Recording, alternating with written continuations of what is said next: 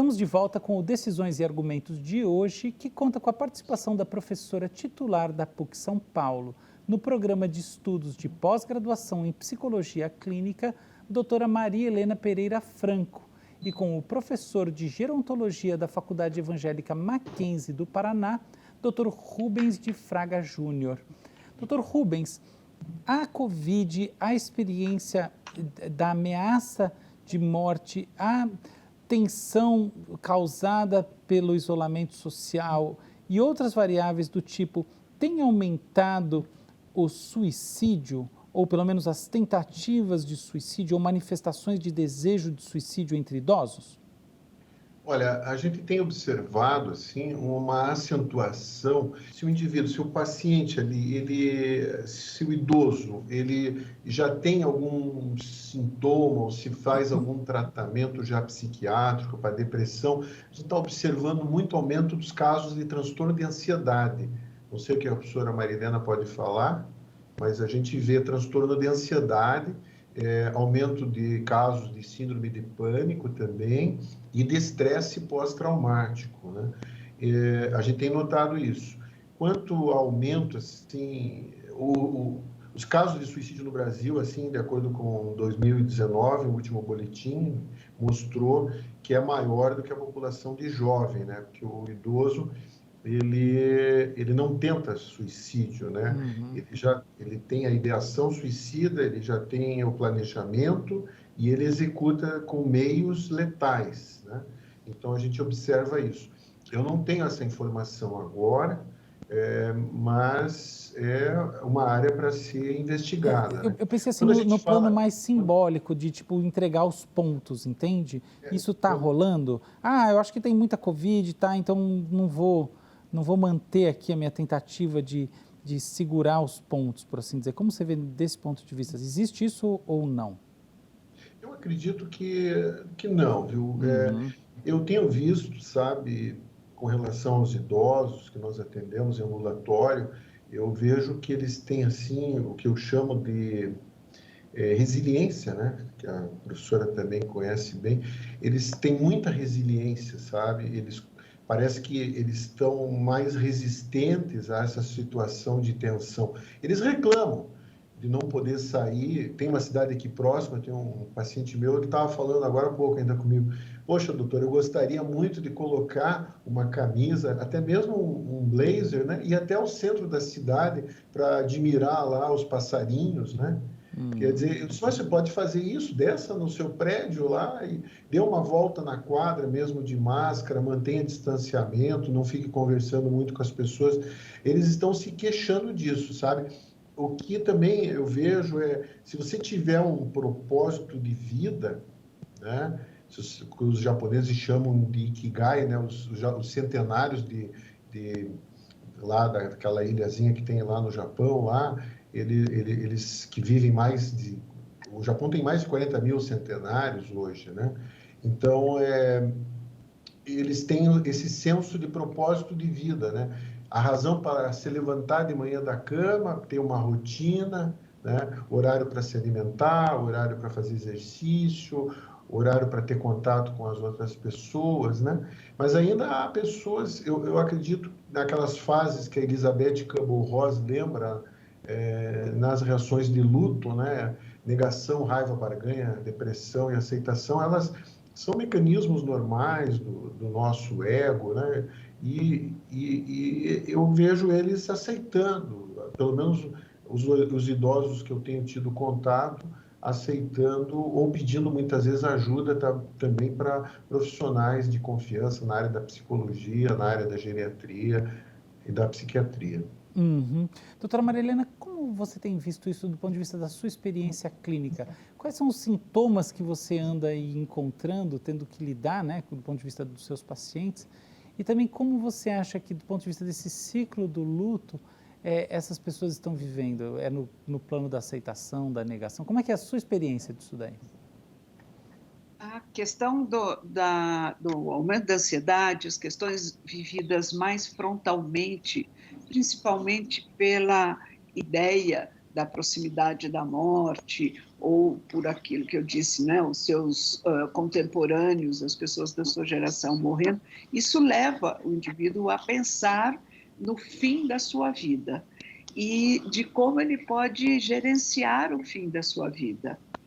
Ele pode encontrar as pessoas ou dividir bem seu tempo para fazer coisas prazerosas, coisas que lhe deem sentido ou mantenham o seu sentido, muito bem lembrado pelo professor, e assim ele pode viver a vida que ele tem para viver, né? E eu trabalho muito com pessoas em cuidados paliativos e trabalhando com a possibilidade de oferecer ao longo da doença, não exclusivamente na fase que antecede a morte, mas ao longo da doença, todo este processo de repensar a vida, né? O que eu fiz, porque eu fiz, como foi interessante, que situações que estão aí meio dificultando o meu viver, né? E, eventualmente, com a aproximação da morte e nos momentos finais. Agora, eu acho que este é um processo que o indivíduo, a pessoa, vive, pensa sobre sua vida e pensa o que será dela quando estiver morta. Outro dia eu estava lendo um livro que se chama A Falta que Eu Serei. E é muito interessante. Bonito título. A falta que eu serei, não é bonito? Não é que eu farei, é que eu serei, né? Muito interessante. Para comprar, me falta agora o nome do autor, é um escritor colombiano, e ele fala da relação com o pai dele.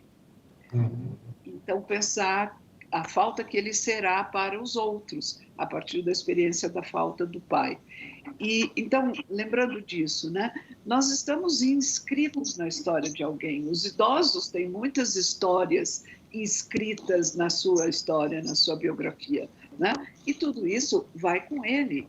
Isso é uma coisa tão importante para a gente valorizar e estar junto deste idoso, quando ele se põe a considerar a vida dele, o que foi prazeroso, o que foi dificultado por fazer, enfim. Eu acho que dá um sentido muito grande, a gente aprende muito com alguém que a gente possa chegar perto e ouvir e estar junto nesse processo. Então, eu acho que é um privilégio a gente poder acompanhar pessoas idosas no final de sua vida ou quando se põe a pensar sobre isso, porque a gente tem muito para aprender e respeitosamente muito para aprender com essas pessoas, né? Muito legal. Eu gostaria de passar a bola para o Dr. Rubens e dizer que eu quero uma fala final de cada um, porque a gente está chegando muito próximo do fim. Então, com o senhor. Tinha um colega nosso, que foi presidente da Associação Internacional de Gerontologia, Dr. Renato Maia Guimarães, de Brasília, e que ele falava, né, que o idoso é muito mais biografia e menos biologia, né? Ai, que legal. Só lembrando. Mas eu acredito em otimismo no momento que nós estamos vivendo, com o aparecimento de uma vacina que seja eficaz, ou que eventualmente a gente atinja aí 40%, 50% da população com a doença, ou acredito também na resiliência e acredito também naquele método que os japoneses utilizam, né? Quando você tem uma cerâmica quebrada, né? Em que você cola as peças quebradas com uma espécie de uma goma, né? E ela tem pó de ouro, né? Então, se a gente desenvolver ansiedade, estresse pós-traumático, né? Falta de resiliência, né? O kintsugi, né? Que é a técnica centenária, em que eles reparam, o nosso corpo físico e mental seriam essas peças de cerâmica quebradas que são coladas, né, com a nossa vivência, né, e transformar isso numa filosofia de vida, ou seja, diante dos erros e adversidades, né, a gente pode recuperar e superar as cicatrizes. Muito legal. Doutora Maria Helena?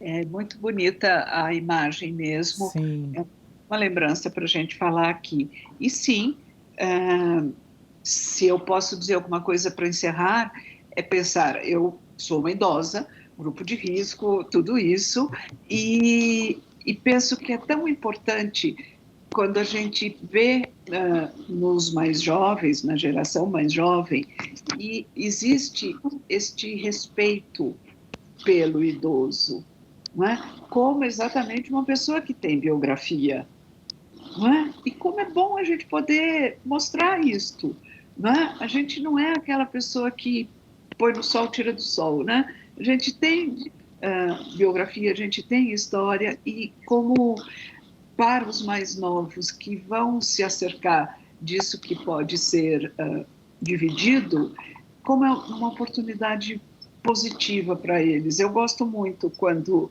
eu tenho essa possibilidade, como até esse convite de vocês aqui, para a gente poder estar falando, não é? E levar isto para outras pessoas. Muito obrigada. Muito legal, eu agradeço muito pela sua presença, viu, doutora Maria Helena? Foi um prazerzão falar com você, você trouxe coisas muito valiosas, muito sábias, muito bonitas. Dr. Rubens, eu agradeço também demais, você tocou em pontos-chave de uma maneira muito poética, muito bonita também, muito legal, trouxe uma mensagem muito bacana para a nossa audiência, tá bom? Muito obrigado pela participação. Eu gostaria de agradecer o convite e poder participar desse debate de uma forma muito engrandecedora. Bacana. Eu agradeço também a você que nos assistiu até aqui. Se quiser rever este ou outro dos nossos programas, acesse saopaulo.sp.leg.br/TV Câmara SP. TV Câmara São Paulo, assista e fique sabendo. Até a próxima!